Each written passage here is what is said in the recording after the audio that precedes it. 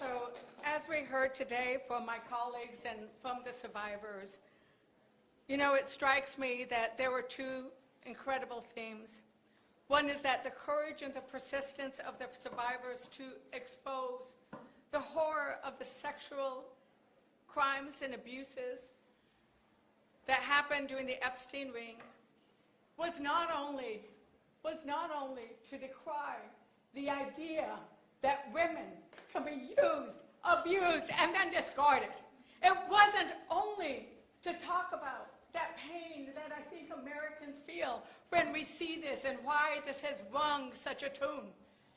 Because we don't want that to happen to ourselves.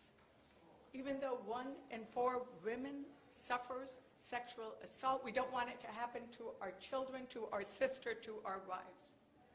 But we also are seeing in this moment that these women are some of the most powerful and consequential women of generations.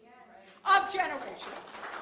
Because they have brought us to a moment where they are saying it is not okay for us to live in a society where the rich and the powerful and the well-connected get away with anything and everything, and that is what has happened until today and until you all started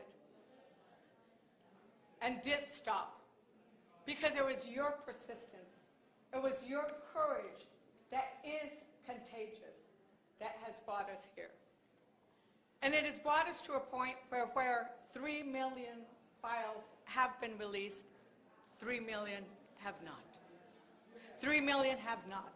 And it has brought us to a point where we know that even as those files are released, that the Epstein survivors, the up to 1,000 girls and young women, don't have recourse. Because when the Department of Justice refuses to criminally investigate, they cannot sue civilly. So that is why Virginia's law is so important. It is important that we pass Virginia's law because the abusers should not have time as one of their weapons. And right now they do. Because right now the statute of limitations is 10 years. And what can you do in 10 years? You are simply recovering from the trauma that you have gone through. And so that is why we are hoping that everybody, and that it is a bipartisan effort to pass Virginia's law. Not only to honor your sister and your sister, but to honor all the women and men and boys and girls that get abused.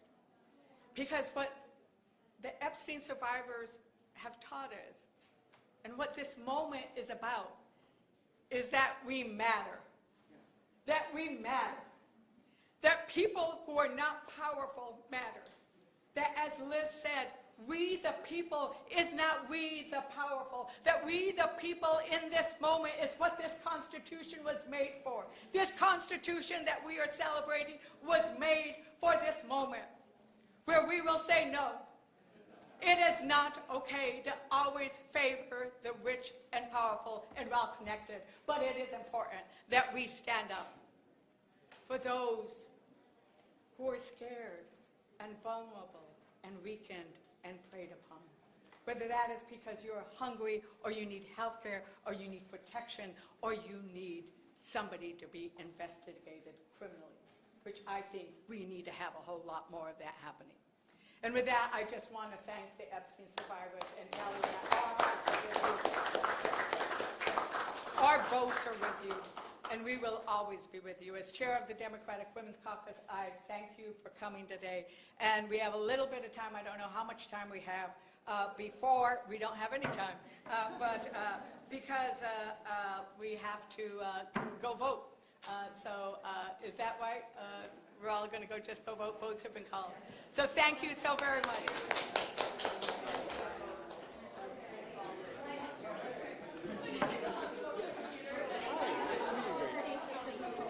Oh, nice to meet you. How are you?